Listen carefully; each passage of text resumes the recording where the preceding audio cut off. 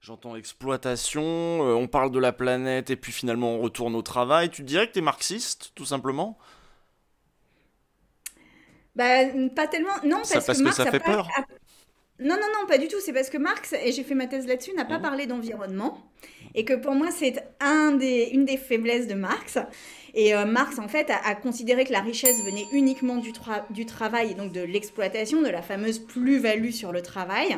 Donc Marx dit, en fait, c'est parce qu'on paye pas, je fais court et rapide, hein, mais Mhm. on paye pas suffisamment le travail et on ne le paye pas à la hauteur de la richesse qu'il crée. C'est comme ça qu'il y a un enrichissement des personnes qui, qui sont les patrons, voilà, les possesseurs des moyens de production. Mais moi, j'ai fait ma thèse pour dire, mais Karl, on fait exactement la même chose avec l'environnement, en fait. C'est-à-dire qu'on s'approprie l'environnement et on ne le paye pas à la hauteur de la valeur qu'il crée. Et c'est aussi un des moteurs de notre richesse. Et donc, il faut absolument déconstruire cela. Donc, oui, j'apprécie les analyses de Marx. Après, je trouve que sur l'environnement, il y a des choses à ajouter. Chez Marx, la richesse réfère à l'ensemble des valeurs d'usage dont dispose une société. Or, celles-ci ne sont pas que le produit du travail. Il écrit dans la critique du programme de Gotha: le travail n'est pas la source de toute richesse. La nature est tout autant la source des valeurs d'usage, et ce sont bien elles qui constituent de fait la richesse, que le travail, qui n'est lui-même que l'expression d'une force naturelle, la force de travail humaine. Ou encore dans le Capital. En fait, Rousseau semble confondre la richesse matérielle et la valeur, qui est une forme de richesse. Or, Marx ne dit pas que le travail est la seule source de la richesse, mais la seule source de la valeur. Dans une économie marchande, ce qui a de la valeur n'est pas déterminé en fonction de sa valeur d'usage ou du travail concret qui a été nécessaire à sa création, mais en fonction du temps de travail socialement nécessaire qui a été objectivé dans une marchandise.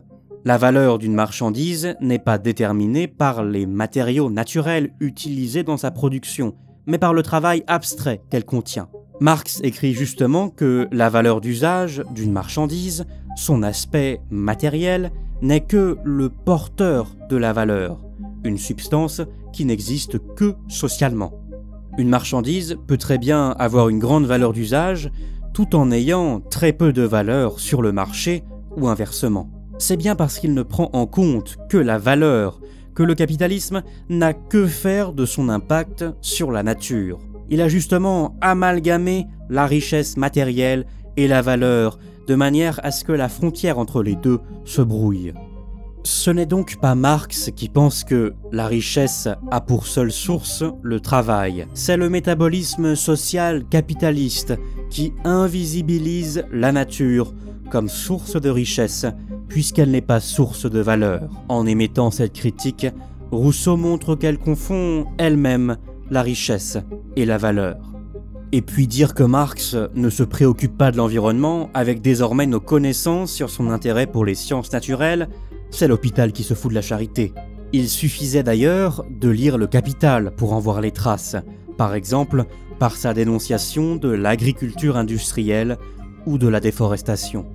En fait, le problème de Marx, c'est qu'il n'a pas vécu assez longtemps. Pour Saito, qui a méthodiquement lu ses notes, les livres sur lesquels il s'est penché, si Marx avait eu quelques années de plus, l'écologie serait devenue la pierre angulaire de sa critique du capitalisme. C'est bien pour ça que le sous-titre de son premier livre, c'est L'écologie de Marx dans sa critique inachevée du Capital. Tout le monde ne le sait pas forcément, mais le livre 2 et 3 du Capital ont été écrits par Engels après la mort de Marx. Certes, à partir de ses notes, mais Engels a conservé ce qui lui semblait intéressant et n'a pas ajouté ce que Marx aurait peut-être trouvé nécessaire. On retrouve sans doute la première distinction faite entre Marx et Engels dans les écrits de ce qu'on appelle le marxisme occidental. Cette vague de penseurs du XXe siècle a souvent fait d'Engels le bouc émissaire de la tournure soviétique du marxisme, celui qui aurait posé les jalons de la transformation du marxisme en une doctrine politique étriquée.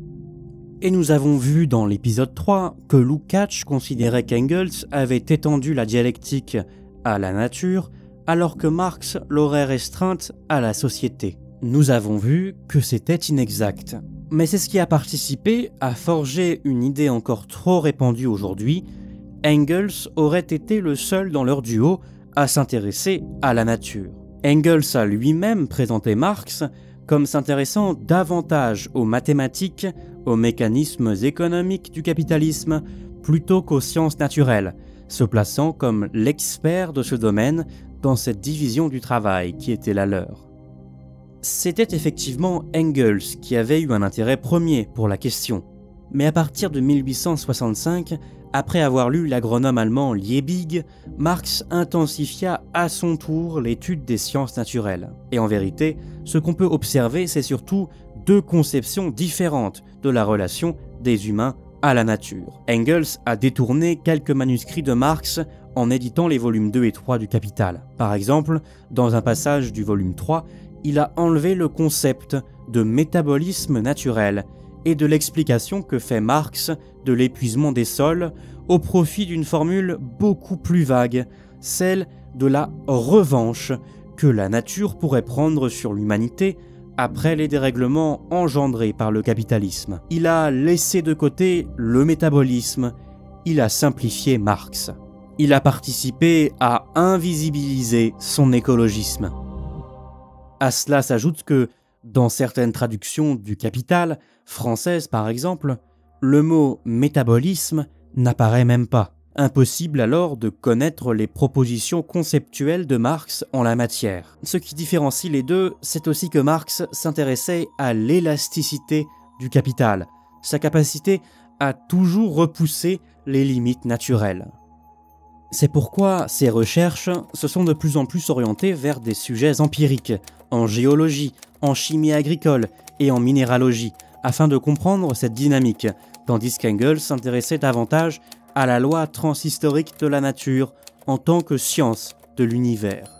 Alors qu'Engels a une vision apocalyptique de la nature qui ferait s'effondrer un beau jour le capitalisme en prenant sa revanche, Marx a davantage à l'esprit la réponse des travailleurs aux phénomènes engendrés par le capital. En observant les perturbations de la nature, ceux-ci doivent abattre le capitalisme pour ériger un nouveau système produisant une médiation consciente de leur métabolisme avec elle. En fait, la compréhension d'Engels a déterminé la réception de la théorie de Marx dans les générations successives. Le concept de métabolisme a donc été marginalisé tout au long du XXe siècle. Ironiquement, le déclin des partis communistes et de l'idéologie marxiste a permis l'émergence d'interprétations hétérodoxes de Marx, non censurées par la ligne politique officielle, et donc la redécouverte de son écologisme. Pour autant, il y a bien eu une bifurcation dans sa pensée. Le jeune Marx était prométhéen et méprisant vis-à-vis des sociétés non capitalistes. On connaît la fameuse coupure épistémologique présentée par Althusser, qui distingue un jeune Marx porté sur la philosophie, plus abstrait, d'un vieux Marx, scientifique, analysant les rouages économiques du capital. Une vision qui a été largement critiquée de par les nombreuses continuités également observables tout au long de la vie de Marx. Saito reprend quand même cette idée de coupure entre deux moments de sa vie, qui aurait pour point de bascule la fin des années 1860. Après celle-ci, Marx serait devenu, pour Saito, un communiste décroissant. Et il faut dire qu'il revient de loin. Dans la théorie qu'il expose dans ses écrits de jeunesse, qu'on appellera plus tard le matérialisme historique, sa vision de l'histoire est déterministe et messianique. Celle-ci serait guidée par la croissance éternelle des forces productives qui, à des moments charnières, ferait basculer les sociétés humaines d'un mode de production à un autre.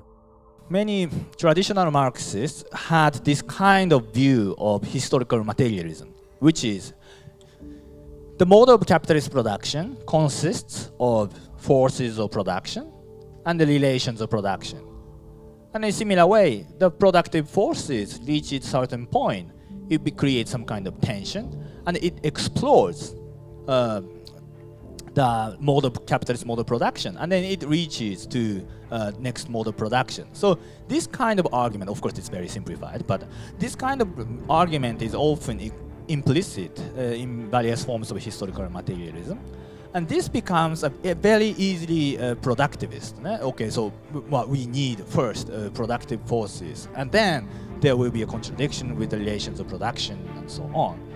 That was also the view, more or less, Marx put forward, especially in his writing about India, for example, British colonialism. Dans son livre de réponse à Proudhon, Misère de la philosophie, Marx écrit par exemple « Il y a un mouvement continuel de croissance des forces productives, de destruction des relations sociales, de formation des idées.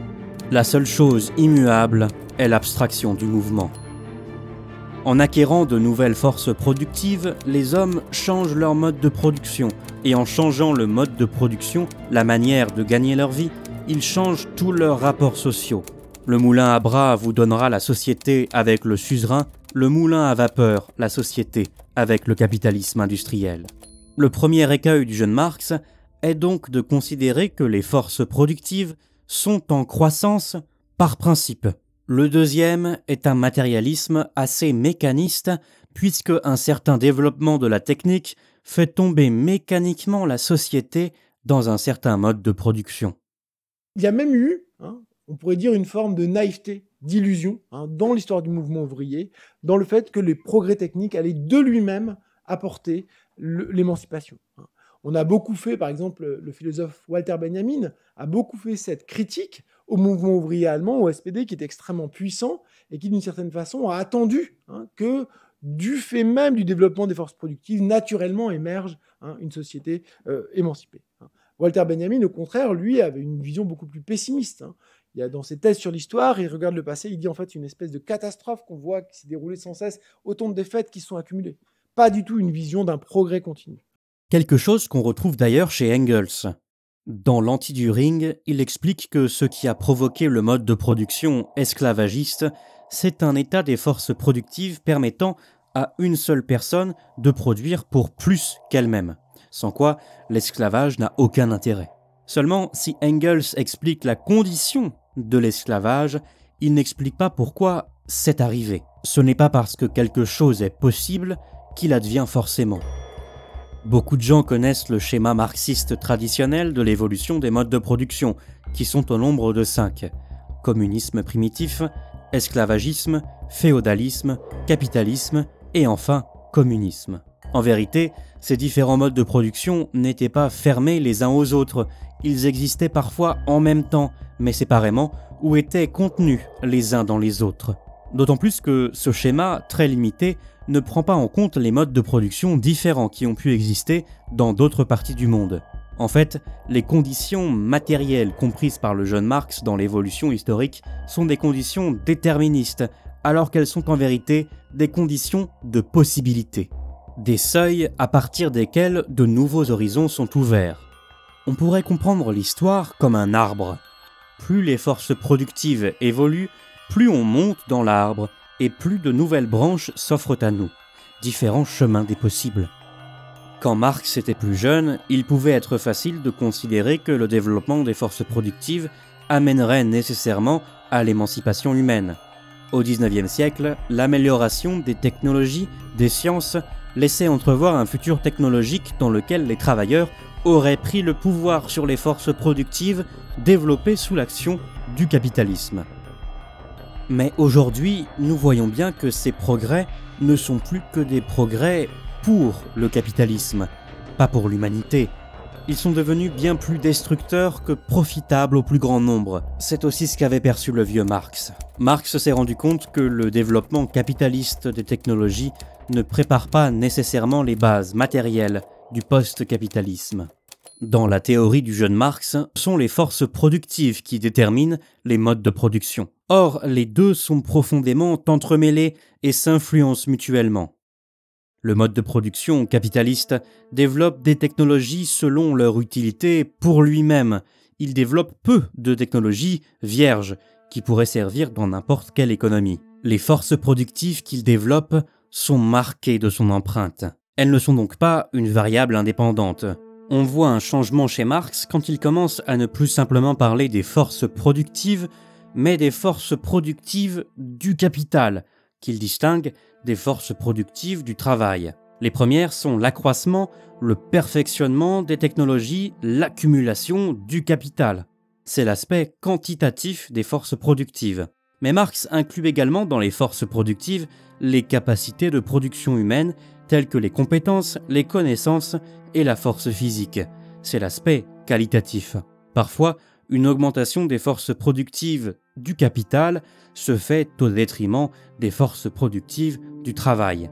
C'est à relier avec les deux étapes d'appropriation du procès de travail qu'il a mis en lumière dans le Capital. D'abord, le capital s'approprie formellement celui-ci, c'est le temps de la plus-value absolue, le capital tente de faire travailler plus longtemps les ouvriers, puis vient l'appropriation réelle, dans laquelle le capital modifie en profondeur le procès de travail pour lui donner la forme adéquate à sa propre domination. C'est le début des grandes usines automatisées, où le capital se concentre désormais sur la plus-value relative par les gains de productivité. Plongé au sein de cet organisme métallique de production, le travailleur sur la chaîne d'assemblage est zombifié. Il n'a pas besoin d'avoir des connaissances et des talents particuliers. Il ne fait que répéter un même geste en boucle. Pour autant, le capital a eu besoin de former une main-d'œuvre qualifiée pour comprendre et créer des technologies toujours plus en pointe pour paramétrer la production capitaliste à l'échelle mondiale, dont les pays du Nord sont devenus les états-majors. Mais cette amélioration des forces productives du travail n'est le plus souvent qu'une amélioration dans un cadre capitaliste. Les travailleurs ne sont formés que dans la mesure où leurs connaissances et compétences permettent de valoriser du capital.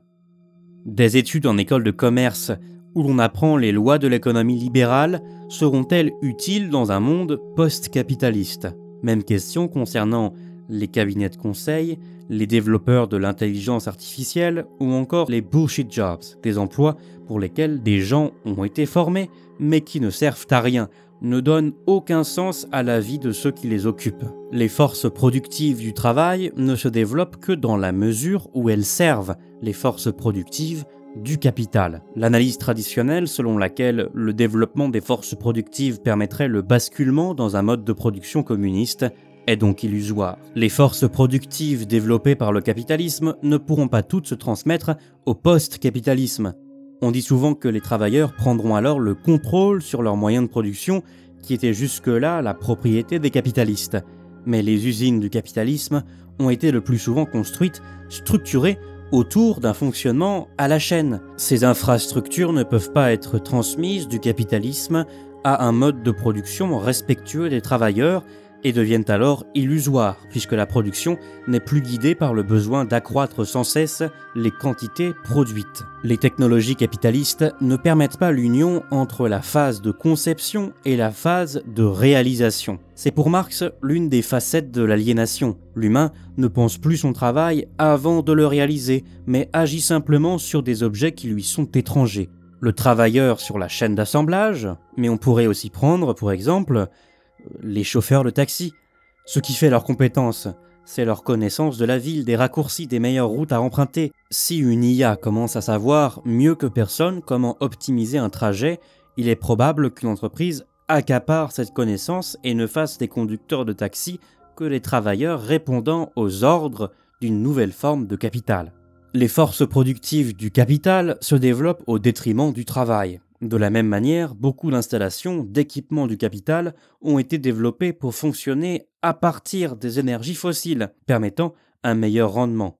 Allons-nous les conserver dans un système de production qui aura alors la capacité de réguler consciemment son métabolisme avec la nature? La réponse est non. La simple expropriation des propriétaires capitalistes et la socialisation des moyens de production ne sont pas suffisants puisque les forces productives ont été conçues dans une logique d'asservissement du travail et de la nature.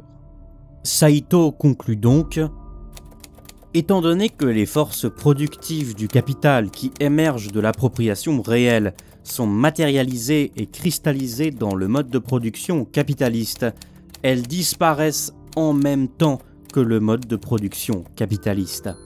Le philosophe écologiste André Gortz écrit aussi par exemple: Le développement des forces productives dans le cadre du capitalisme ne conduira jamais à la porte du communisme, puisque les technologies, les rapports de production et la nature des produits excluent non seulement la satisfaction durable et équitable des besoins, mais aussi la stabilisation de la production sociale à un niveau communément admis comme suffisant. Les technologies, ça a été énormément développé par des auteurs comme Benjamin Correa, mais aussi par des gens comme Gortz, d'ailleurs en faisant une lecture hétérodoxe de Marx, qui ont montré qu'en fait la technique, les procédés techniques sont eux-mêmes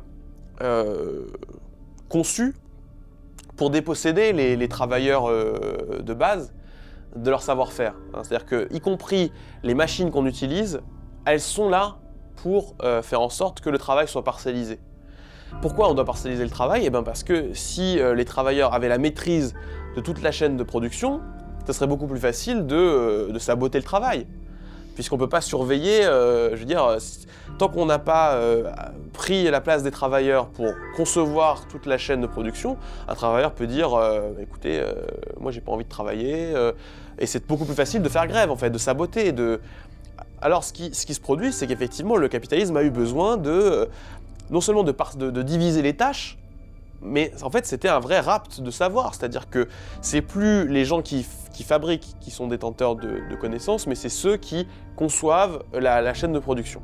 C'est ce que le vieux Marx avait compris, nous le verrons un peu plus tard. Ce qui est embêtant, c'est qu'il existe toujours des marxistes qui se placent dans ce paradigme messianique du jeune Marx. C'est ce qu'on appelle l'accélérationnisme.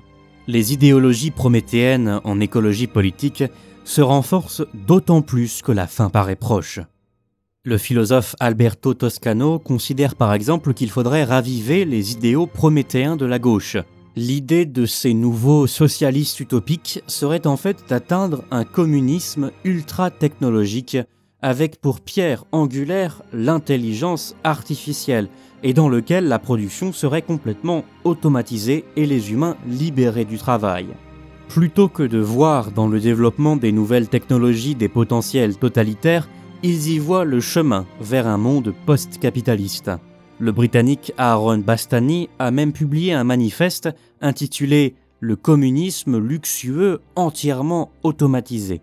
Ces auteurs ne prennent absolument pas en compte l'empreinte que le capital laisse sur les forces productives qu'il développe et considèrent même que ce sont elles qui permettront l'avènement du communisme.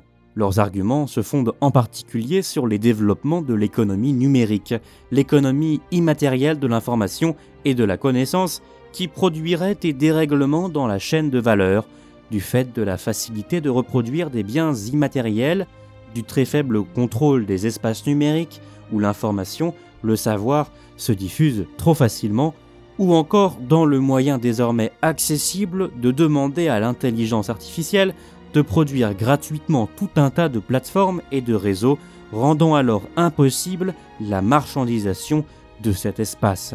La société à laquelle ils aspirent est une société d'abondance en biens et en services. Le problème principal, c'est qu'ils oublient complètement le côté matériel de la production. Ce qui permet la production, même de biens immatériels, qui nécessitent des infrastructures de stockage et de diffusion, c'est bien le travail humain et la nature. Leur vision d'une économie d'abondance basée sur des innovations induites par le marché finit par renforcer l'asservissement réel au capital et se transforme facilement en moyen supplémentaire d'exploitation de la nature et de surveillance des travailleurs. Puisque l'aliénation du travail ne peut être surmontée de cette manière, le post-capitalisme entièrement automatisé propage un espoir alternatif selon lequel tout le monde peut conduire des SUV électriques, changer de smartphone tous les 2 ans et manger des hamburgers à base de viande cultivée. Une telle vision de l'avenir luxueux semble évidemment attrayante pour de nombreux habitants du Nord, car la modernisation écologique leur assure qu'ils n'ont rien à changer à leur mode de vie extravagant. Ce type d'avenir d'abondance fait appel à la satisfaction des désirs immédiats, sans remettre en question le mode de vie impérial actuel dans les pays du Nord. Derrière cet optimisme technologique se cache en réalité le pessimisme du réalisme capitaliste, qui considère qu'il n'y a pas de classe aujourd'hui en capacité de détruire l'ordre existant. L'espoir est donc placé dans sa continuité. Ils ne répondent absolument pas à ce problème de transmission des forces productives d'un système de production à un autre, et ils se défendent d'être épris d'un déterminisme technologique, dans lequel le communisme arriverait de lui-même, en expliquant qu'il compte construire une force politique pour participer à des élections. On ne sait pas comment ils comptent appliquer ce programme soi-disant communiste face à des forces qui comptent bien conserver leurs privilèges. Ces auteurs qui pensent s'inscrire dans l'héritage de Marx se méprennent. À l'inverse de ce prométhéisme technologique, il est notoire qu'après 1868, Marx a étudié la médiation du métabolisme avec la nature de sociétés précapitalistes occidentales, mais aussi des sociétés non occidentales qui lui étaient contemporaines. Celles-ci lui ont fait reconnaître leur potentiel révolutionnaire fondé sur la propriété commune. Par rapport à la faille métabolique engendrée par le métabolisme social capitaliste, l'organisation de certaines communes du passé contient des éléments de supériorité économique, dira Marx, même si la production équitable et soutenable a été plutôt réalisée inconsciemment par des traditions et des coutumes et non par la reconnaissance des lois de la nature. C'est une transformation majeure de la pensée de Marx, puisqu'il disait auparavant des communes extra-européennes qui lui étaient contemporaines qu'elles étaient en retard. Dans le manifeste du Parti communiste, il les traite même de barbares. De même qu'elle a soumis la campagne à la ville, les pays barbares ou demi-barbares aux pays civilisés, elle a subordonné les pays agricoles aux pays industriels, l'Orient à l'Occident. À la Victor Hugo, il considérait aussi que les pays asiatiques étaient statiques et n'avaient pas d'histoire. En 1881, soit 2 ans avant sa mort, Marx adresse une lettre désormais célèbre à la populiste russe Vera Zasulich. Il y répond à ces questions, notamment concernant sa théorie matérialiste de l'histoire. La question qui se pose alors aux socialistes russes concerne la paysannerie, majoritaire dans le pays. Peut-elle être une force révolutionnaire et ouvrir la voie vers le socialisme, ou faut-il attendre qu'elle soit éradiquée par le capitalisme, comme c'est le cas en Europe occidentale, pour ensuite engager un processus révolutionnaire? Marx répond que son analyse du développement étape par étape des modes de production se restreint à l'Europe. Et non, les socialistes russes n'ont pas à attendre une étape capitaliste avant d'engager véritablement un processus révolutionnaire se fondant sur les communes paysannes de Russie. Il écrit par exemple « En analysant la genèse de la production capitaliste, je dis « Au fond du système capitaliste, il y a donc la séparation radicale du producteur d'avec les moyens de production. La base de toute cette évolution, c'est l'expropriation des cultivateurs. Elle ne s'est encore accomplie d'une manière radicale qu'en Angleterre, mais tous les autres pays de l'Europe occidentale parcourent le même mouvement. La fatalité historique de ce mouvement est donc expressément restreinte aux pays de l'Europe occidentale. La transformation des paysans en une masse de prolétaires n'est pas une fatalité historique. Dans une autre lettre de réponse au populiste russe Nikolai Mikhailovski, qui l'accuse d'avoir développé une théorie historico-philosophique universellement applicable, il appelle même à une révolution immédiate en Russie. J'en suis arrivé à ce résultat. Si la Russie continue sur la voie qu'elle suit depuis 1861, elle ratera la plus belle chance que l'histoire ait jamais offerte à une nation, pour ensuite subir toutes les vicissitudes fatales du système capitaliste. On a donc souvent retenu de ces lettres le tournant non-eurocentriste de Marx. Mais pour Saito, cette lettre et ses brouillons, désormais à disposition des chercheurs, démontrent plus fondamentalement encore que Marx était devenu un communiste décroissant. Et oui, car si le mouvement des enclosures, durant lequel ont été expropriés nombre de paysans qui sont ensuite devenus ouvriers en ville, n'est pas une nécessité historique, alors le post-capitalisme ne se fondera pas nécessairement sur une étape capitaliste à l'échelle mondiale, développant les forces productives avant qu'elles soient accaparées par le prolétariat. Dans les brouillons de sa lettre à Zasulich, Marx écrit à plusieurs reprises que le post-capitalisme se fera par un retour des sociétés modernes à une forme supérieure d'un type archaïque de la propriété et de la production collective, ou encore une forme supérieure du type archaïque de la propriété, c'est-à-dire la propriété collective communiste. Marx ne demande pas le retour à l'âge de pierre, mais considère que le métabolisme social communiste devra se rapprocher de celui des communes archaïques. Il fait par exemple allusion aux communes russes et indiennes, mais aussi à des formes de propriété communale qui ont pu exister autrefois en Europe. Marx n'a pas exigé la préservation de la condition précapitaliste de la commune rurale telle qu'elle était, mais préconisait plutôt le développement des communes sur leurs fondations actuelles, en absorbant activement les résultats positifs du capitalisme occidental. Marx a en fait trouvé la voie vers le socialisme dans les éléments de défense du monde non occidental face à l'expansion du capital. Le socialisme pouvait s'ériger sur la commune sans besoin d'une étape capitaliste. Certains universitaires considèrent justement que les écrits du vieux Marx ne sont pas intéressants parce qu'il aurait abandonné ses idéaux révolutionnaires pour un romantisme orientaliste, expliquant son intérêt pour les pays non occidentaux. Saito s'inscrit évidemment en faux avec cette vision. Pour lui, Marx était plus vigoureux que jamais, tentant de chercher les brèches au sein de ce monde devenu fou, à partir desquelles pourrait émerger la révolution mondiale. Si Marx a préféré étudier ces sociétés et les sciences naturelles plutôt que d'achever le capital, c'est parce qu'il voyait bien que cette seconde tâche était impossible avant d'avoir achevé la première. Autrement dit, les enjeux écologiques et les sociétés précapitalistes sont liés depuis le début. Le vieux Marx trouve en fait dans ses scientifiques et anthropologues qu'il lit une tendance socialiste inconsciente. Par leurs recherches, ils critiquent les destructions de la nature sous le capitalisme, tandis que les autres observent la soutenabilité sociale et environnementale des formes communales d'organisation collective. Celles-ci sont fondées sur une économie stationnaire et circulaire sans croissance.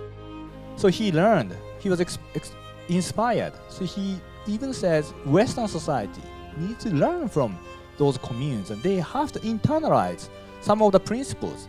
What is the principle? Social equality, as I said, communality, and then sustainability under the persistency of the economic system, which is basically steady state. This is why those communes have been there for many, many years, hundreds but thousands of years. Marx despised this in the 50s. This invariability of these communes must be destroyed by British imperialism and so on. But in the 80s, he changed his evaluation completely. And I think he sort of accepted, he corrected his productivism, he corrected his Eurocentrism, and then he abandoned this earlier form of historical materialism. Everything sort of changed. And then I think he became more open to the idea of steady state economy for the sake of establishing communism, which I call degrowth communism. Ces communautés, malgré le fait qu'elles puissent le faire, n'augmentent pas leur productivité ou l'état des forces productives, aussi par peur consciente que cela ne finisse par générer des relations de domination. Un riche paysan, qui vit dans un village manifestement très homogène, veut agrandir son aire de battage. En l'agrandissant, il dérange les démons enfouis dans le sol. Ceux-ci sortent de terre et menacent les villageois. Très en colère, les villageois incendient la maison du riche paysan. Je crois que ce que nous dit ce texte, avec toutes les réserves qui s'imposent s'agissant de vie de saints et d'histoires de démons, c'est que certaines actions sont dangereuses. Agrandir son aire de battage, ça signifie non seulement qu'on est riche, mais qu'on vise à s'enrichir encore plus, puisqu'avec une surface de battage accrue, on peut battre davantage de grains. On exhibe sa richesse, et cela bouleverse les équilibres du village.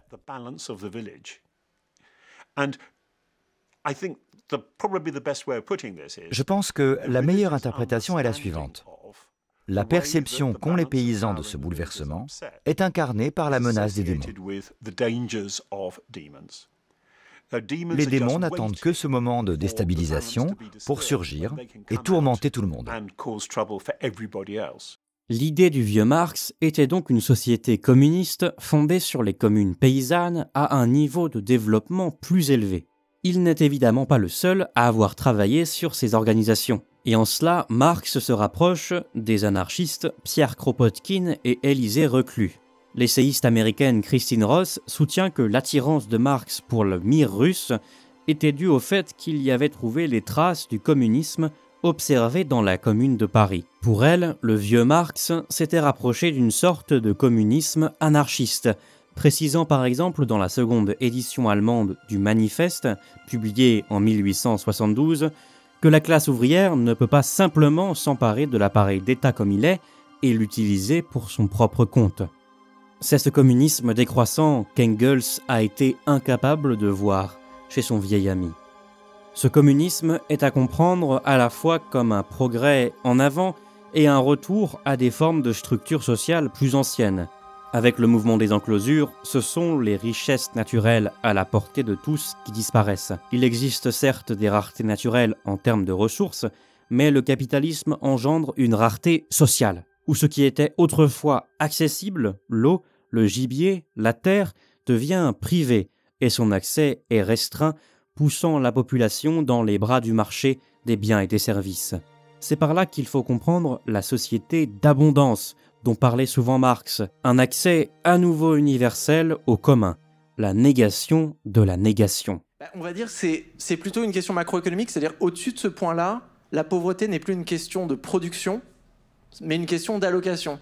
C'est-à-dire que dans un pays comme la France, il n'y a pas de sans-logis parce qu'on n'a pas assez de maisons et qu'on n'a pas de quoi les construire. On est là, désolé les gars, franchement, si on pouvait, on vous logerait. Mais il n'y a pas de place. Non, on a un problème d'allocation. Il y a des gens qui ont accès à énormément de mètres carrés et d'autres, de par leur faible pouvoir d'achat, se retrouvent sans mètres carrés. Pareil pour la nourriture. On ne peut pas dire qu'à l'échelle de la planète, on a un problème de production de nourriture et désolé, on n'a pas assez de pommiers et de champs. Donc, non, c'est un problème d'allocation. Donc, à partir de ce point de satiété, avant, la croissance, elle peut se justifier dans un sens où quand il n'y a pas assez de trucs, il faut les produire. Mais une fois qu'on a atteint ce point G où tout est là, on peut passer dans un mode plutôt d'économie stationnaire où le but c'est de conserver, de passer en mode ce que j'appelle post-croissance. C'est-à-dire qu'on arrête de se focaliser sur juste produire des trucs et on passe d'une économie de la quantité à une économie de la qualité. Là, c'est plus une question de volume maintenant, c'est plutôt une question d'affiner qui a quoi, les relations positionnelles et surtout une économie qui peut se permettre de chiller. Une économie en croissance, ouais, c'est vrai, il faut faire gaffe, il faut continuer à produire, il faut utiliser des ressources naturelles, les transformer en produits et services. Mais je veux dire, ça sert à quoi une économie? On n'est pas là juste pour produire des trucs, non? Au bout d'un moment, il faut en profiter. Donc, quand tu atteins ce point-là et que tu as tes choses, il faut admettre maintenant que dire, OK, maintenant, on va utiliser le progrès socio-technique, les gains d'efficience pour travailler moins et utiliser moins de ressources naturelles. Maintenant, essayons de nous tourner vers le futur. Pour Saito, il y a 3 raisons principales qui expliquent pourquoi le communisme pourrait être en capacité de réparer la faille métabolique. Premièrement, si le métabolisme social est réorganisé par une planification consciente de l'économie, laissant de côté la compétition anarchique du marché, la croissance de la production n'est plus une conséquence structurelle de l'économie. Elle peut ralentir. Deuxièmement, le but de la production passe du profit à la valeur d'usage. Selon la loi de Baumol, plus la société s'oriente vers des productions essentielles qui génèrent des valeurs d'usage de base, plus l'économie dans son ensemble ralentit. Si on fait des choses plus intelligentes, plus d'activités du care, ce sont des activités dont l'expansion n'a pas d'impact négatif. Réduire la production superflue, c'est réduire le temps de travail, les bullshit jobs, et donc les effets négatifs sur la nature. Troisièmement, la fin de la division du travail capitaliste qui empêche les travailleurs de contrôler leur travail de bout en bout ralentit l'économie. Cette division est remplacée par une meilleure rotation des activités. C'est la fin de la division entre conception et exécution du travail. En ayant ce contrôle sur leur travail, les travailleurs peuvent décider de la véritable utilité de ce qu'ils font. Saito conclut: ce renouveau audacieux du post-capitalisme de Marx après l'effondrement de l'URSS est indispensable pour enrichir les dialogues avec l'écologisme non marxiste et envisager la possibilité de la survie humaine dans l'Anthropocène. L'histoire jugera si le projet politique du communisme décroissant restera inévitablement illusoire. Illusoire parce que, après tout, Le communisme décroissant n'est qu'une option parmi des possibles futurs. Et parmi les différents embranchements dans lesquels l'histoire pourrait s'engouffrer, le plus direct d'entre eux est un cul-de-sac. Francis Fukuyama avait annoncé la fin de l'histoire par l'hégémonie du capitalisme néolibéral. Mais désormais, cette sentence doit être réactualisée pour être comprise comme la fin de l'histoire de l'humanité, son extinction. Le capitalisme pourrait bien signer l'arrêt de mort de l'espèce humaine, la fin de sa longue histoire. Ce chemin semble parfois le plus évident. So, in a sense, we are quite fucked.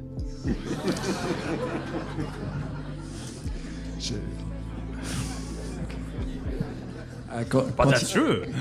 Okay, there's a last question I ask all of my guests, and it is, if you think about the future, what makes you joyful?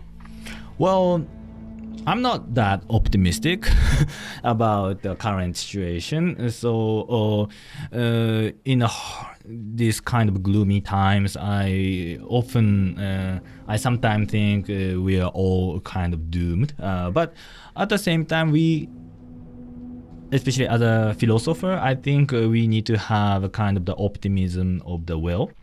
We are witnessing the emergence of even younger generations acting in a very radical way than the past generations. So I'm very optimistic. In a sense, I'm very optimistic when I see these new movements coming out, and I can also learn from them and fight with them and create maybe a better future. L'un des autres embranchements historiques est un petit sentier éloigné des agitations du monde capitaliste. Et donc nous, le fait d'être encore là, à parvenir à produire, même si c'est pas toujours, on n'est pas complètement autonome et tout ça, mais quand même, on est hyper puissant. Et moi, je suis assez persuadée que c'est pour ça qu'on est insupportable. Il y a de l'accaparement de nos ressources, enfin des terres, il y a de l'accaparement des semences, il y a de l'accaparement de l'eau. Et c'est parce qu'on a du pouvoir et que ça c'est insupportable. On a du pouvoir et du coup de l'autonomie. Certes, si demain la monnaie s'effondrait et qu'il n'y avait plus de supermarchés et plus de pétrole pour faire tourner les voitures, ce serait compliqué aussi pour nous. Vraiment, ce serait compliqué. Mais pour autant, on s'en sortirait à peu près. Et c'est aussi peut-être pour ça qu'on reste un petit peu optimiste. Hein, parce qu'on se dit que on le voit bien, le petit chemin par lequel on pourrait passer pour s'en sortir. Et par lequel d'autres gens aussi du coup pourraient passer pour s'en sortir. Il est possible de mettre fin à la fin de l'histoire, comprise comme une période qui se serait faite passer pour un présent éternel, une sorte de brèche spatio-temporelle qui aurait mis l'histoire en pause. On pourrait appeler ça la brèche de Fukuyama. Ces 50 dernières années de consensus néolibéral durant lesquelles la bourgeoisie s'est vue pousser des ailes. Elle est devenue complètement hors sol, exubérante, a fait passer les limites absolues de la nature pour des limites transcendantales. Elle a cru pouvoir transformer et recréer le monde suivant sa volonté, mais elle a oublié qu'elle était encastrée dans la nature. Dans cette faille, la matière s'échappe, à la fois des discours et du réel, dans le sens où l'analyse matérialiste des marxistes a été mise de côté au profit de théoriciens idéalistes, qui devinrent le seul émetteur de pensée critique tout en restant dans le paradigme capitaliste. Et deuxièmement parce que les conditions matérielles d'existence des habitants des pays du Nord se sont globalement améliorées, générant un rapport au monde plus doux. Mais cette brèche est en train de se refermer. Les catastrophes en chaîne engendrées par le capitalisme néolibéral rendent le monde plus dangereux et instable, déjà que celui-ci était devenu beaucoup plus inégalitaire que dans l'après-guerre. Dans cette situation matérielle, les analyses marxistes reviennent sur le devant de la scène, comme réponse et explication à l'évolution des conditions matérielles. Toute la question est de savoir si nous allons réussir à refermer cette brèche, ou si nous serons happés par elle et qu'elle se refermera derrière nous. Le livre de Fukuyama s'intitulait « La fin de l'histoire et le dernier homme ». Alors oui, peut-être que nous serons les derniers humains, mais nous pourrions aussi mettre fin à la fin de l'histoire, et par la même occasion, comme disait Marx, mettre fin à la préhistoire de l'humanité. Cette nouvelle ère remplacera le réalisme capitaliste par le réalisme éco-socialiste. Le bon sens anticapitaliste deviendra le sens commun. Une nouvelle hégémonie profondément consciente de sa situation comme composante du monde naturel. La formation à un niveau supérieur d'une organisation de type archaïque. C'est donc là que s'achève notre cheminement sur le communisme décroissant. Ce dernier épisode ne plaira pas à tout le monde, puisque Saito met en échec le marxisme orthodoxe, héritage du XXe siècle, aux conceptions trop souvent étriquées, et qui finalement est plus un engelsianisme qu'un marxisme. Je conclurai en citant Marcelo Musto, l'un des plus grands connaisseurs de la vie de Marx. Le dernier Marx est aussi le Marx le plus intime. Il ne dissimulait pas sa faiblesse, mais continuait néanmoins à se battre. Il n'esquivait pas ses doutes, mais les affrontait ouvertement et fit le choix de poursuivre ses recherches plutôt que de se réfugier dans les certitudes et de se repaître dans l'adulation aveugle des premiers marxistes. Ce Marx-là est d'une nature très rare, radicalement subversive, très loin de l'image qui avait cours au XXe siècle, celle d'un sphinx de granit pointant le doigt vers l'avenir avec une assurance dogmatique. Voilà aussi l'ambition de cette chaîne, contribuer au renouvellement du marxisme. Un marxisme qui a trop souvent été gelé après la Seconde Guerre mondiale, un marxisme froid qui s'est détaché de ses principes fondamentaux, son perfectionnement et son propre dépassement. À bientôt sur Saturne.